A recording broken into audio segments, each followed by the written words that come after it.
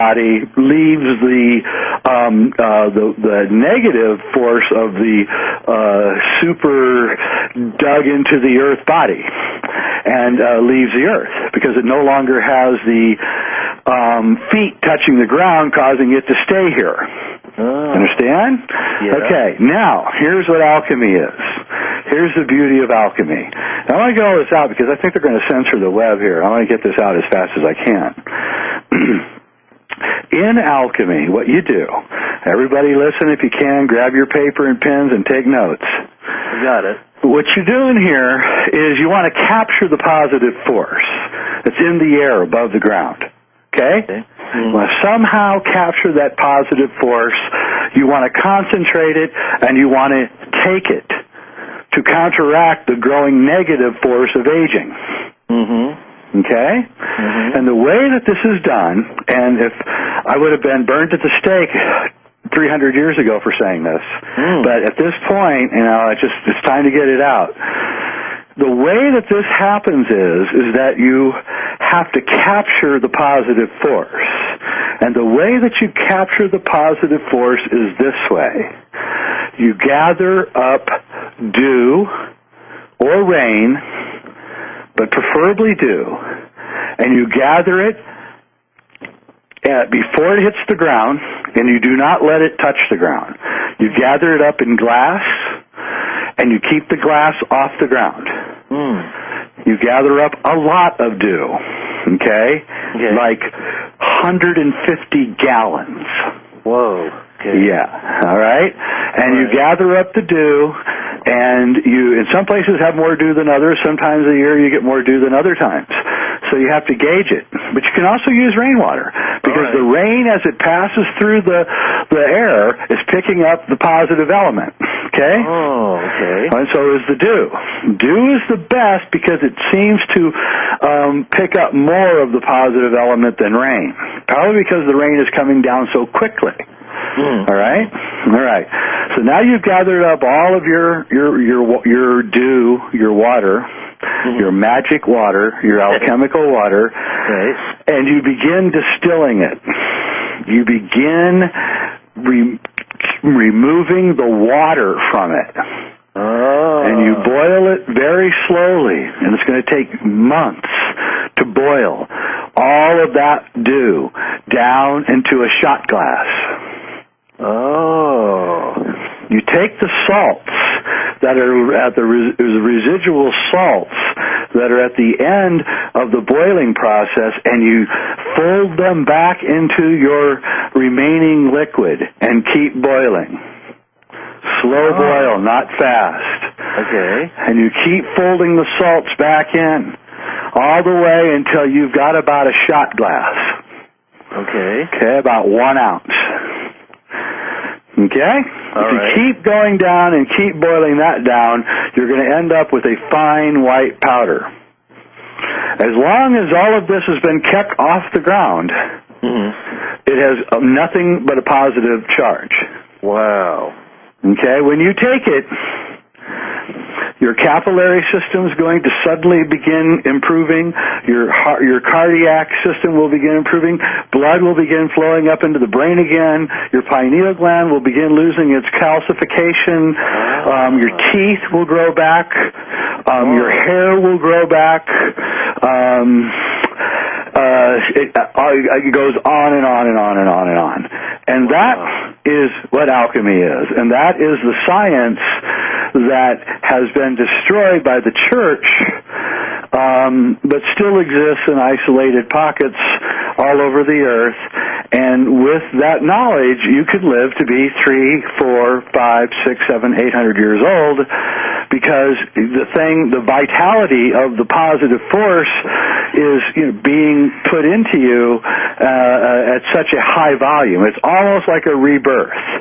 It's almost like a rebirth. And there are stories going back through the alchemical lore of alchemists who take the powder and go into a dark room and literally lose their teeth, their skin, their nervous system grows back, and they come out at 16 years old. Whoa. Yep. And it's all based on these, and because of Newton and Einstein, our entire concept of reality has been completely warped. We think of it, we're thinking of everything as being gravitationally driven, and it isn't. It's not. It's an electric universe, and you're taking a higher charge. You are a charge. You are an electrical charge, and your charge diminishes as you become grounded. That's actually the best way to describe it. And there is no solid force. There is no solidity at all in the universe. The entire universe is just electromagnetic fields interacting with each other. And you're an electromagnetic field. And the earth is an electromagnetic field. And the tree in my front yard is an electromagnetic field. And everything that's alive has this field. And this field has this positive... Imagine a donut, right? Yeah. A donut floating in space, and instead of the donut, the cake of the donut, you see electricity flowing around in the shape of a donut. All right? Yeah. And as it goes around the outside edges of the donut, this is the positive charge. And as it comes down through the top and begins falling down into the center of the donut, this is the negative charge that appears to us as weight or gravity. But really it's just this particular tension that sits at the middle of the electromagnetic dynamic. And when you come down through the bottom of the donut, you begin losing that negative charge and coming out through the outer shell of this electric donut torus, you become back into positive. As you age, the center of the donut grows and the outside lessens until you become all vortice, spinning vortice, and then you disappear from existence. And that is alchemy. And it can't be understood by science because science has screwed up so badly with its whole thing with gravity. And so you can tell a scientist this, and they just kind of look at you like you're out of your mind. And this is what we've lost in the last 400 years, and why we're spinning into such horror. And if we return back to this, if we can all start, returning back to this kind of science and understanding, then we're all going to be here a lot longer. And if we're all here a lot longer, we're going to care a lot more about this place than we do in our short 70-year lifespan. Right. That's right. And this is the key to the building of a new world and the coming new age, which is about this kind of return to alchemy and to the real science of innate creativity. Now, is this what you're talking about? This has been talked about throughout the ages as mana, or some people are selling various formations of ormus or white powder gold. Yeah, it won't work. Is there anybody that's actually doing this? Let's just say that the average person isn't able to do this physically, that they aren't able to get the rainwater or the dew. Is there anybody that is doing that and distilling this and making it available, or is that way too? Is that a foolish thought? Well, I think the problem with it is that once you put it in a bottle, and you can't be sure that it's never going to touch the ground. So you have to be really careful about it. You can't ground it. Can never get grounded. The white powder, the ormuz, I'm sorry really to tell everybody this. It's absolutely worthless, and it's actually probably dangerous. You get metal poisoning from it.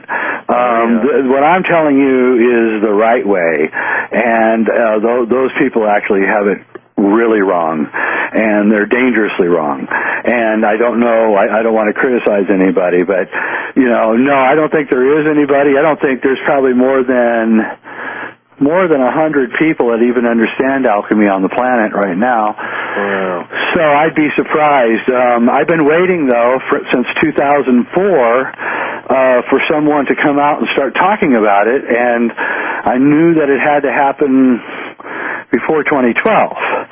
And as we're approaching 2011 right now and no one's done it, I was like, okay. You're going to be the groundbreaker. I guess so. And you're hearing it first here on right the Fireside Chat. That's right. And this goes into this whole other thing about Sophia and the living entity of the earth, because,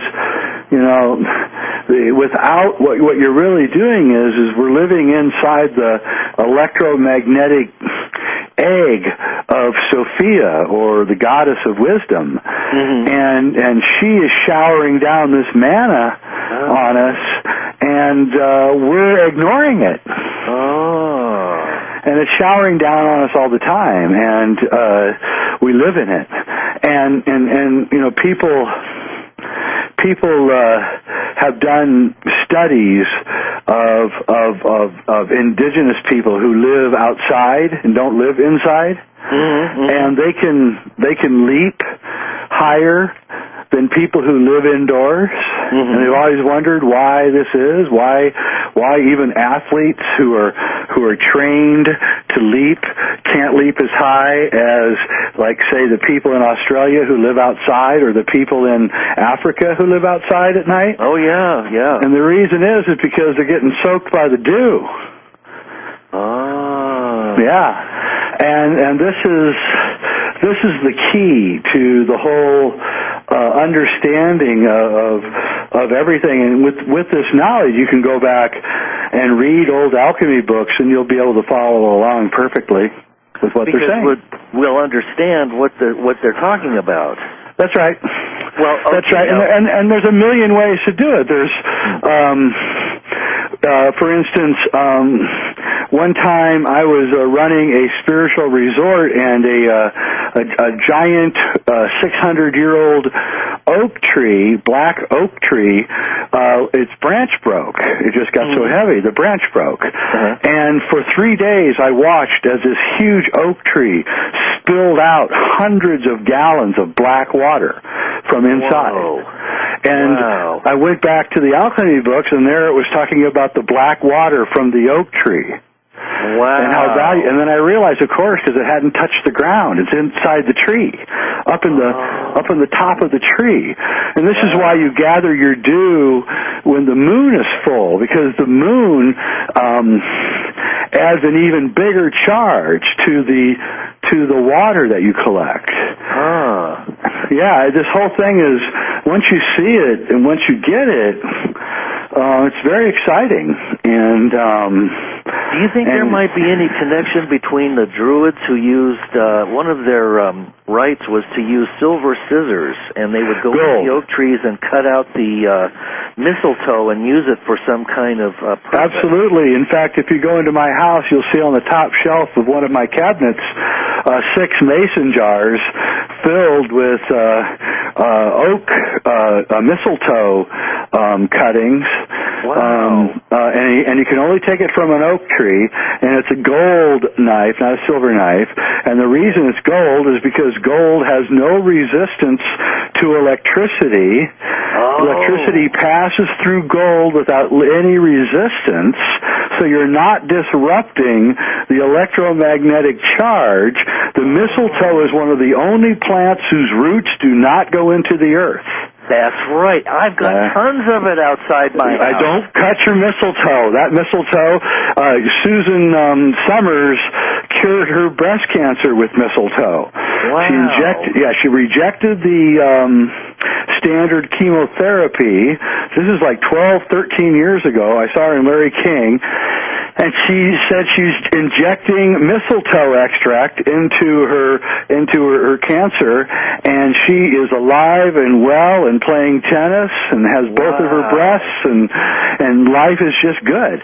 And the way that this happens is that you have to capture the positive force. And the way that you capture the positive force is this way. You gather up dew or rain, but preferably dew, and you gather it before it hits the ground, and you do not let it touch the ground. You gather it up in glass, and you keep the glass off the ground. You gather up a lot of dew. Body leaves the negative force of the super dug into the earth body, and leaves the earth because it no longer has the feet touching the ground, causing it to stay here. Understand? Yeah. Okay, now, here's what alchemy is. Here's the beauty of alchemy. Now, I want to get all this out because I think they're going to censor the web here. I want to get this out as fast as I can. In alchemy, what you do, everybody listen if you can, okay? Like 150 gallons. Whoa.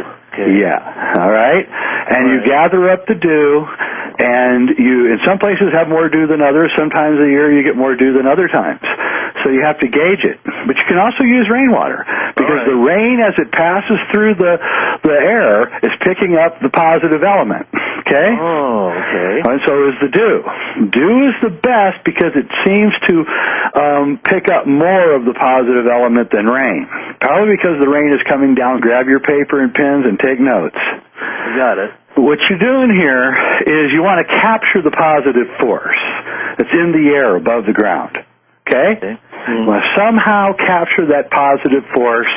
You want to concentrate it, and you want to take it to counteract the growing negative force of aging. Okay? And the way that this is done, and if I would have been burned at the stake 300 years ago for saying this, but at this point, you know, it's time to get it out so quickly. All right? All right. So now you've gathered up all of your dew, your water, your magic water, your alchemical water, and you begin distilling it.